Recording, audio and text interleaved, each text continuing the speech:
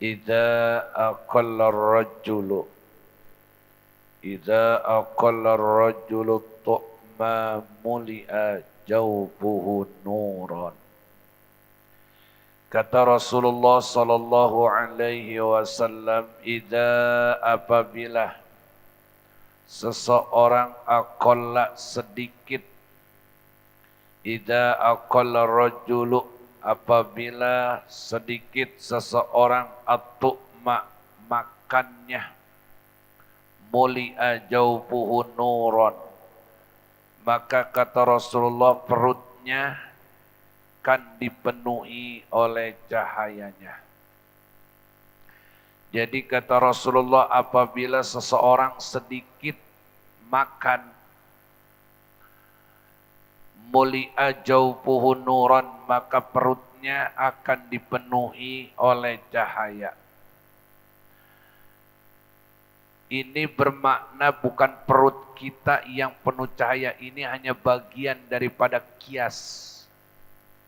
Ini merupakan kias bahwa orang yang sedikit makannya perutnya bercahaya, ai bimakna perutnya bersih. Karena dari perut itu dekat dengan hati, maka kata Al-Imamul Ghazali, orang yang sedikit makannya maka perutnya bercahaya, ai bimakna kata Al-Imamul Ghazali, artinya hatinya akan menjadi bersih. Mengapa? Karena kata Al-Imamul Ghazali, lapar bisa menjadikan hati seseorang itu menjadi bersih. Dan dari kebersihan hatinya dapat menimbulkan cahaya. Cahaya pada akhlak di dirinya. Jadi kata Imam Ghazali, orang yang menjadikan hatinya bersih akan menimbulkan cahaya pada akhlak perilaku pribadinya. Dan dapat mencerahkan daripada mata hatinya. Sedangkan orang yang kenyang perutnya, kata Al-Imamul Ghazali, akan menyebabkan jahil, yaitu kebodohan. Dan orang yang perutnya suka kenyang akan membutakan mata hatinya dan akan membuatnya berat. Jika diajak berpikir pun ia lambat, jika diajak menangkap ilmu pengetahuan, ia sulit untuk menangkap ilmu pengetahuannya. Ini kira-kira ngaji perutnya lagi kenyang apa lagi lapar? Hah? Mudah-mudahan antara kenyang banget enggak, lapar banget jangan. Karena lapar banget juga sulit buat nangkep yang ada di pikirannya. Ya Allah, Ustadz ngajar lama banget sih, perut udah perih. Padahal baru mulai, tapi dibilang udah lama banget. Ya, jadi lapar banget juga jangan, kenyang banget juga jangan, karena akan menimbulkan kemakruhan. Siapa orang yang perutnya lapar banget tanpa dia makan, orang yang perutnya kenyang banget sesudah ia makan, maka menjadi makruh bagi dirinya. Mudah-mudahan ini nggak kenyang-kenyang banget ya. Dan gak lapar-lapar banget, biar apa yang saya sampaikan ini nyerap ke hati, masuk ke pikiran, dan mudah-mudahan bermanfaat dalam kehidupan. Jadi itu yang disampaikan Al-Imamul Ghazali, kalau orang perutnya kenyang menyebabkan kebodohan. Rata-rata orang kalau perutnya kenyang bahasa banyol nih. Bahasa banyol, orang di tengah lapangan, orang di tengah pergaulan. Tadi lagi perutnya lapar, emosi, begitu kenyang, bahasanya takut ya, karena emang agak sedikit kasar. Ya, lapar garang, kenyang bego, tuh kan ada yang nyebut. Ya, karena memang itu pendapat Al-Imamul Ghazali, orang yang perutnya kekenyangan maka menyebabkan kebodohan pada dirinya, percis kayak orang bodoh. Bergerak berat, berjalan, males, bawaannya pengen tiduran, selonjoran, males ngapa-ngapain, percis kayak orang bodoh. Dan dapat membutakan hatinya, serta membuatnya berat untuk diajak berpikir, serta lambat dalam menangkap ilmu pengetahuan. Sedangkan orang yang perutnya lapar bisa menjadikan hatinya bersih, menimbulkan cahaya akhlak dan mencerahkan mata hatinya. Rasulullah Shallallahu Alaihi Wasallam menguatkan, ahabbu qalbukum bikillati sahabat sahati wa qillati sab'i wa zahruha bizau'i saufu wa sarku. Artinya kata Rasulullah, hidupkanlah hatimu dengan sedikit tertawa dan sedikit makan. Ini kata Rasulullah nih, ya. Hidupkanlah hatimu dengan sedikit tertawa dan sedikit makan. Artinya jangan sampai kekenyangan, sedikit kenyang. Dan sucikanlah ia dengan lapar. Pasti kata Rasulullah, hatimu kan menjadi bersih serta menjadi lembut. Jadi lapar banget jangan, kenyang banget juga jangan. Terus kata Rasulullah Shallallahu Alaihi Wasallam, ya, man aja'a batnahu azamat bakartahu walakin qalbuhu. Barang siapa yang melaparkan perutnya, pasti ia akan bercahaya pada pikiran dan hatinya. Maka biasakan diri untuk tidak terlalu kenyang, untuk tidak terlalu lapar. Rasulullah membagi tempat 3 di dalam perutnya. Yang pertama, satu tempat setengah buat makan, setengah buat minum, setengah buat pernapasan. Orang yang makannya kekenyangan akan sulit bernapas dan sulit juga untuk memasukkan minum. Yang kedua kata Rasulullah, aku membiasakan diri untuk makan terlebih dahulu, barulah minum. Ini ada orang yang makan sambil minum. Makan baru 1-2 suap, minumnya bisa segelas. Ini kurang bagus nih. Mengapa kata Nabi kurang bagus? Dapat merusak dan melemahkan jantungmu.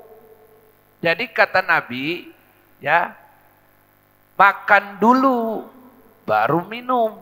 Janganlah makan sambil minum.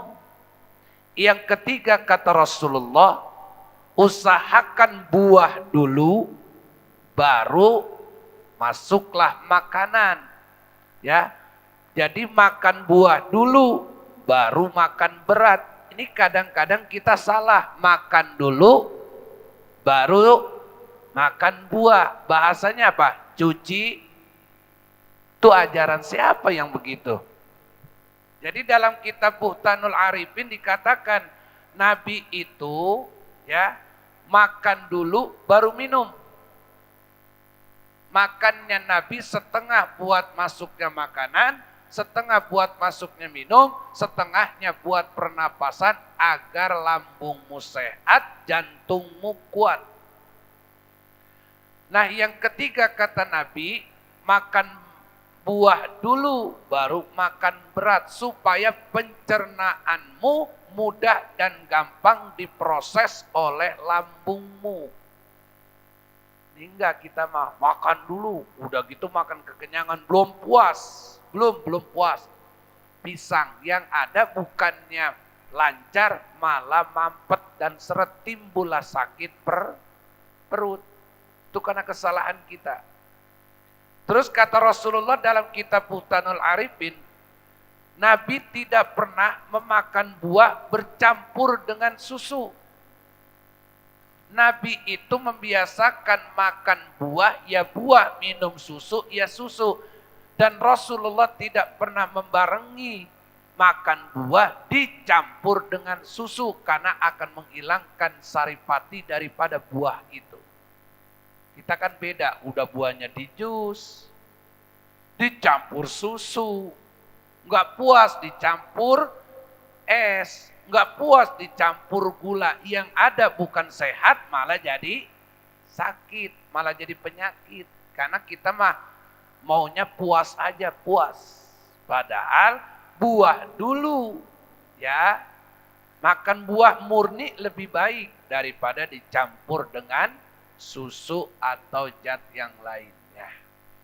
Maka kata Rasulullah, siapa orang yang makan sedikit, maka perutnya akan bercahaya. Perut yang dimaksud adalah, yang dimaksud dengan cahaya adalah bagian daripada kias. Bukan makna sesungguhnya. Ini hanya kiasan yang dari perut akan bahkan lari kepada hatimu dan kepada pikiranmu. Ai bimakna orang yang makannya sedikit, hatinya akan bersih, pikirannya pun akan terang. Jadi yang dimaksud cahaya di situ adalah hati dan pikiran. Ungkapan perut yang dipenuhi cahaya, ya, besar kemungkinan merujuk pada kondisi pikiran yang lebih jernih dan hati yang lebih bersih. Karena setelah sedikit makan atau berpuasa, hal ini bisa terjadi karena tubuh tidak terlalu fokus pada proses pencernaan yang berat, sehingga pikiran menjadi lebih fokus dan jernih terhadap sedikit daripada makanan yang kita makan. Jadi manfaat makan sedikit atau berpuasa dari makanan, ya, puasa dalam berbagai konteks agama dan kesehatan sering dikaitkan dengan peningkatan kejernihan dalam sebuah pikiran. Maka peningkatan kesadaran dalam spiritual lebih terfokus ketika kita tidak terlalu kenyang. Dan kesehatan fisik yang lebih baik karena tubuh memiliki waktu untuk membersihkan diri dari segala racun. Maka di sini penting dan manfaatnya untuk kita membiasakan banyak berpuasa daripada makan. Apabila makan, maka makanlah sedikit, cukup untuk menambah kuat pikiran, menambah cahaya pada pikiran, dan menambah cahaya pada hati kita. Kalau kita makan banyak, akan menjadi keras hati kita, keras pikiran kita, dan mudah gampangnya kita tenggelam dalam kebodohan. Maka belajarlah makan sedikit, banyakin puasa pagi. Ntar ketemu-temu lagi zuhur. Habis zuhur ketemu-temu lagi habis maghrib. Kuat nggak tuh? Kuat lah. Habis maghrib makan, udah jangan ketemu makanan berat lagi. Ini kan kita kadang nggak puas, pagi nasi uduk, ya, siangan dikit nyemil, naik jam 12 nasi, jam 2, jam 3 mie ayam, bakso, soto, sore somai, ba'da maghrib nasi lagi, malaman dikit nasi goreng lagi. Pantes gula kita tinggi, pantes mudah gampangnya terkena stroke, pantes mudah gampangnya tubuh ini lemah dan males, pantes kita berat dalam beribadah. Oh, ternyata ini nih penyebabnya, banyaknya penyakit. Ya, makan kita kurang dikontrol. Jadi, coba belajar sedikit makan. Rawahu Dailamiyu an Abi Hurairah. Hadis ini riwayat Imam Dailami dari Abi Hurairah. Wa qala Nabi sallallahu alaihi wasallam idza uqimatis salatu wa hadaral asya'u fabda'u bil asya'i. Kata Rasulullah sallallahu alaihi wasallam, idza uqimatis salatu, apabila ya salat didirikan,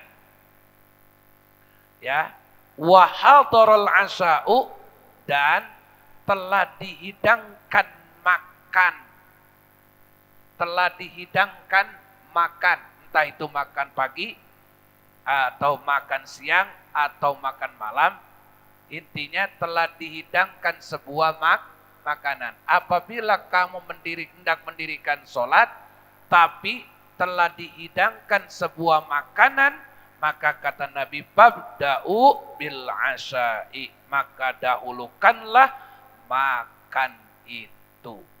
Ambil contoh makan malam. Apabila kamu hendak mendirikan sholat, tapi telah dihadirkan dan disediakan makan malam, maka kata Nabi, fabda'u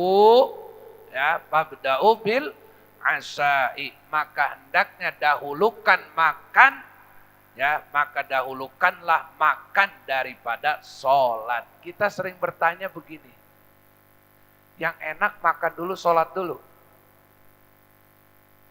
Kita kadang-kadang punya pertanyaan begitu ya, makan dulu, sholat dulu. Nah ini jawabannya nih. Ternyata pertanyaan yang sering dijadikan guyonan, dijawab oleh Nabi. Inilah keuntungan orang duduk di majelis ilmu. Makanya kalau lagi ngaji, kata ulama, jangan banyak nanya. Jangan banyak nanya, tapi banyaklah hadir di pengajian. Karena satu hal yang ingin kau tanyakan, dengan banyaknya hadir di majelis taklim, pertanyaanmu akan dipertemukan sendiri oleh Allah dari kewaswasanmu. Jadi ngaji aja yang rajin. Jangan dikit-dikit nanya, dikit-dikit nanya. Akhirnya apa? Saking banyak nanya, merasa apa yang ditanya sudah gak ada, besoknya gak ngaji.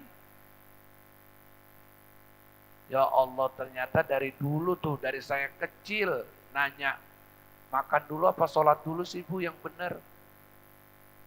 Sama temen, makan dulu sholat dulu nih, sholat dulu dong.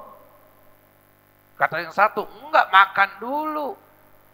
Yang bagus mah di mana-mana, makan dulu. Kata yang satu, buat apa makan mikirin sholat? Ada lagi yang berkata, buat apa sholat mikirin? Satu lagi berkata, lebih bagus makan mikirin sholat daripada sholat mikirin. Ya, ini hasil dari pemikiran, dari sebuah perdebatan dan guyonan. Dijawab oleh Rasulullah Sallallahu Alaihi Wasallam, apabila kata Nabi, uqimatis sholatu, sholat, apabila sholat hendak didirikan, wa hadaral asa'u, dan telah dihidangkan makan malam, fabda'u bil asya'i, maka dahulukanlah makan malam itu. Jadi lihat kondisinya dulu. Lihat kondisi dan keadaannya dulu. Kalau makannya sudah disiapkan, sudah dirapikan, dan tinggal makan, maka kata Nabi, makan dulu daripada engkau mendirikan sholat. Tapi kalau makanannya belum dihidangkan dan masih nunggu proses penyediaan, maka dahulukanlah sholat dulu, baru makan. Jangan makan lagi disiapin, lama menyiapkannya dia tungguin. Dulu Kenapa? Salah tangkep ngajinya tidur. Kata Ustadz, kalau makan lagi mau disediain, ya kan, makan dulu. Baru entar sholat. Karena ngajinya turu. Ngajine meleng, jadi sing ora nangkep apa sing disampaikan gurune, nggih. Jadi boyo didengar, ojo lali, ojo turu, tak ulangi siji maning. Ya, jadi tergantung kondisi dan keadaannya. Kalau memang makanan itu sudah dihidangkan, datanglah azan, datanglah waktu sholat, mangan dulu. Ojo sholat. Wis rapi mangan baru sholat. Tapi kalau makanan itu baru mau disiapkan dan lama persiapannya, ya wis sholat dulu baru mangan.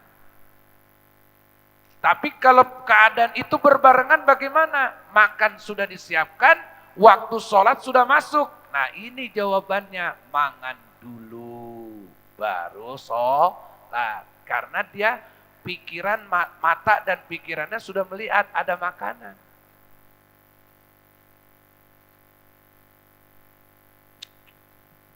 Allahu Akbar. Ya, ini nih nggak ngaji nih. Nggak tahu perut ini udah ngajakin makan. Mata udah ngelihat, pikiran udah terfokus makanan. Dia sholat dulu. Ini satu hal terjadi Pak. Kenal ulama Jawa Timur, khususnya Madura Bangkalan, Syekh Khalil Bangkalan. Ada yang tahu? Nah ya, Syekh Khalil Bangkalan sedari kecil telah menjadi seorang wali. Bentuk kewaliannya adalah di saat beliau di pesantren, ya, gurunya keluar dari rumah hendak ingin mengimami sholat. Ketika gurunya beliau itu takbir, Khalil tawa aja. Kata koncone, Lil, ana apa toh tawa wae? Ora ana apa-apa. Tapi Syekh Khalil ya nggak bisa diem, ketawa terus terbahak-bahak. Sampai sholat itu selesai dipanggil, sopo wonge sing tawa. Siapa orang yang tadi ketawa aja? Siapa? Khalil, Mbah Yai. Khalil, neomah. Ge Yai. Akhirnya saya Khalil ke rumahnya dipanggil. Ya Khalil, mengapa tadi engkau tertawa begitu keras? Seakan-akan ada yang lucu dan aneh. Ora ana apa-apa Mbah Yai. Monggo sampaikan saja Khalil, ada apa? Izin Yai. Ono apa toh izin? Karena ini berkenaan dengan diri Pak Yai. Ono apa Lil? Kata kiainya, sampaikan aja. Lalu kata Syekh Khalil, mohon dibukakan pintu maaf Mbah Yai. Tadi Mbah Yai mikirin apa toh waktu sing sholat?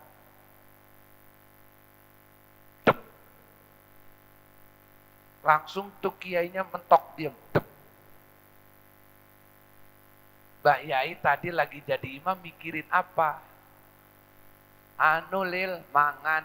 Ya itu yang aku tawain karena di pala Mbah Yai ada bakul nasi, ada ikan, ada lauk pauknya dan ada lalapnya serta sambelnya.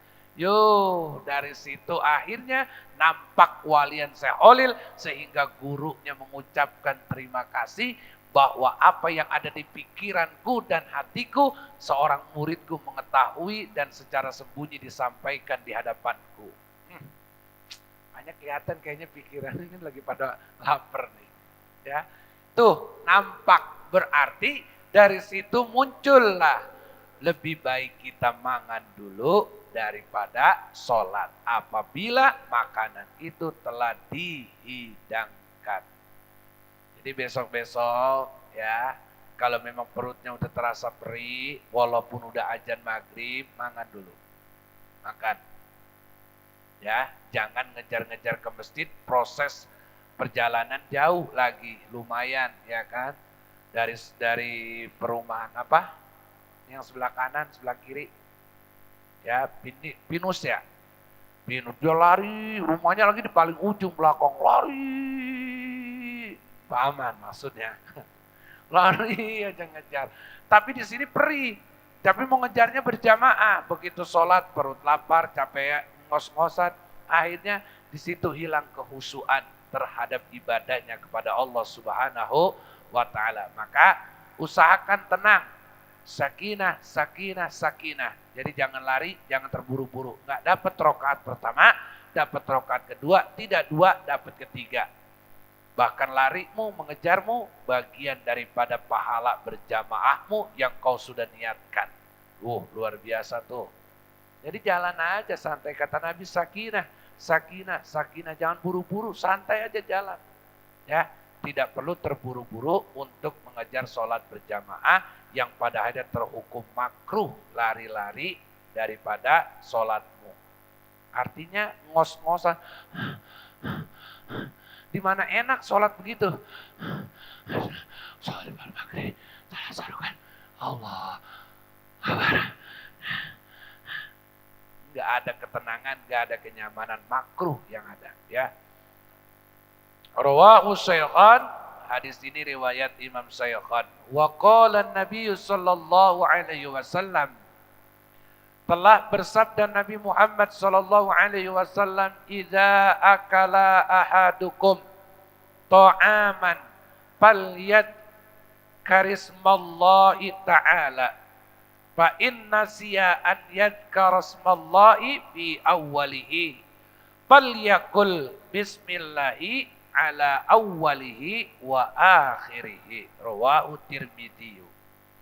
Kata Nabi Muhammad sallallahu alaihi wasallam, apabila akala seseorang, apabila ahadukum, apabila seseorang di antara kalian to'aman memakan, falyadkurismallahi ta'ala, maka hendaknya ia mengucap ismallahi ta'ala, yaitu asma'nya Allah subhanahu wa ta'ala. Kita mau makan, disunahkan oleh Rasulullah untuk membaca basmalah, bismillahirrahmanirrahim. Itu sedikit-dikitnya, sekurang-kurangnya.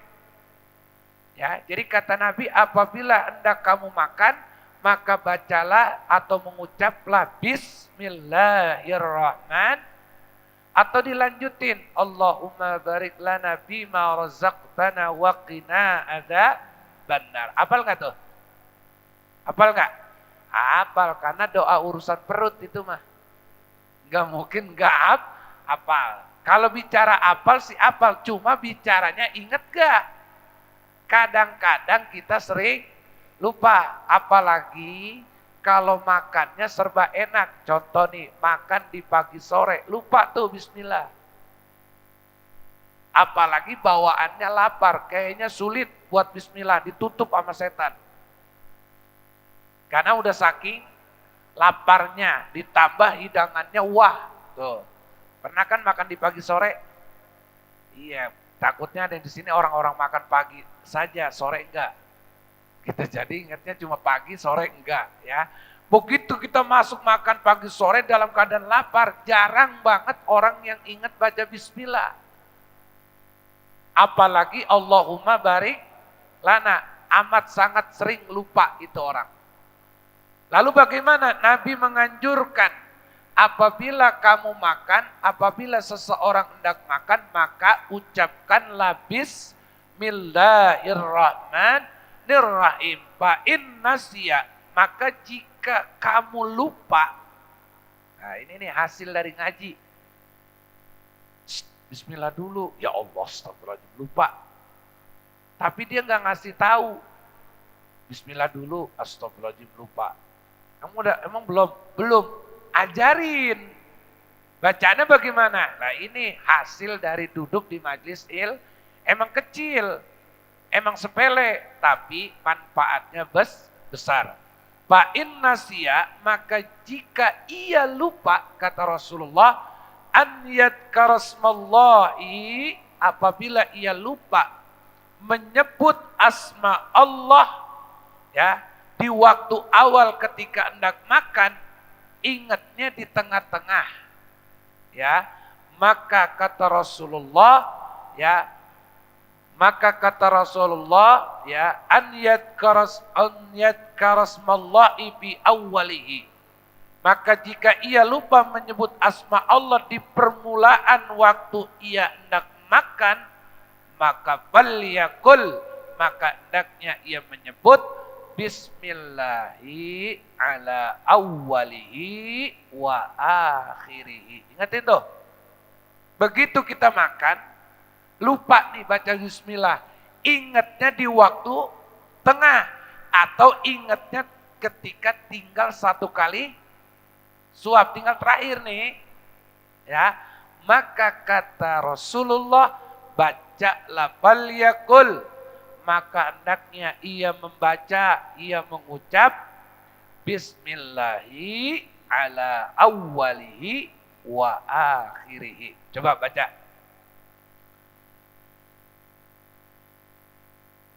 Ulang, bismillahi ala awwalihi wa akhirihi. Lagi, sekali lagi. Bismillahi ala awwalihi wa akhirihi. Nah ini bacaannya. Karena kan ntar pulang nih, habis sholat isya pasti makan. Ya kan? Begitu mau makan ingat astagfirullahaladzim. Iya ya, tadi kan habis ngaji. Tuh, baca bismillah dulu. Ingatnya udah di tengah, maka baca tuh. Ya, bismillahi ala awwalihi wa akhirihi. Itu kata Nabi, tatanan tuntunan. Emang mengapa harus begitu, Ustaz? Karena mengucap kalimat basmalah atau mengucap asma Allah itu terhukum sunnah. Siapa yang mengucapkan kalimat bismillah sebelum makan, maka dia dapat pahala.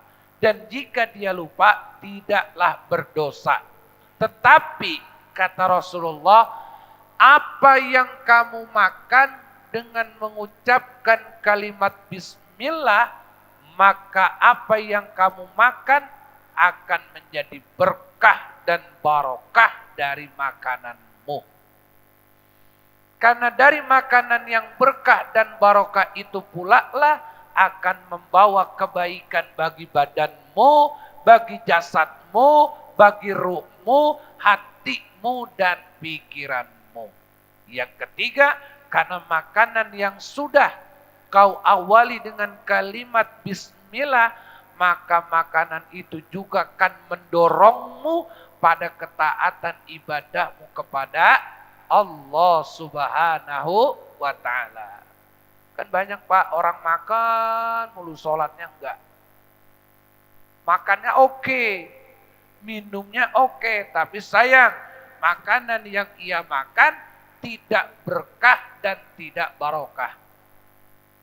Makan minum yang dia dapat tidak mengandung barokah dan keberkahan pada kehidupannya. Sehingga makan mah makan, minum mah minum, tapi sayang setelah makan dan minum tidak ada ketaatan ibadah kepada Allah Subhanahu wa ta'ala. Rawahu Tirmidzi, hadis ini riwayat Imam Tirmidzi. Berapa menit lagi? Berapa menit lagi? 5 menit lagi. Ya tahu, tambahi si Cimaning. Wa qala Nabi sallallahu alaihi wasallam idza akala ahadukum, apabila seseorang di antara kalian makan falyakul biyaminihi, ya, maka makanlah oleh kalian dengan tangan kanan. Ingat, mangan tangan kanan, ojo tangan kiri. Ojo lali, kata Nabi, ya, apabila seseorang di antara kalian makan, maka ya makanlah biyaminihi dengan tangan kanannya. Wal yasrab, dan minumlah biyaminihi dengan tangan kananmu pula. Jadi ingat tuh, makan minum tangan kanan sunnahnya Nabi. Orang yang makan minum tangan kiri itu cara makannya setan. Maka kata ulama, hendaklah kalian melakukan segala sesuatu yang baik-baik dengan tangan kanan. Jangan sesuatu yang baik kau mulai dengan tangan kiri. Karena tangan kanan ada berkah dan barokahnya, dan tangan kiri ada kesengsaraan dan keburukannya. Maka apapun dari kebaikan yang kita lakukan, hendaklah dimulai dari yang kanan dan baru yang kiri. Terus kata Nabi, wal yu'ti biyaminihi, dan berikanlah makanan dengan tangan kananmu. Ketika kita makan, minum hendaknya tangan kanan. Ketika hendak kita ingin memberi makanan, biasakan dengan tangan kanan. Karena tangan kanan itu adalah tangan yang mengandung kemuliaan, mengandung kebaikan, dan mengandung sopan santun, perilaku yang baik bagi para pelakunya. Orang yang membiasakan dengan tangan kiri, maka dia membiasakan seperti kebiasaan iblis dan syaitan. Maka lakukanlah setiap kebaikan, yaitu dengan tangan kanan. Memberi, menerima, mengambil Quran, berwudu, ataupun makan dan minum, biasakan dengan tangan kanan. Insya Allah ada keberkahan dan kebarokahannya. Amin ya rabbal alamin. Wallahu a'lam bishawab. Al-Fatihah.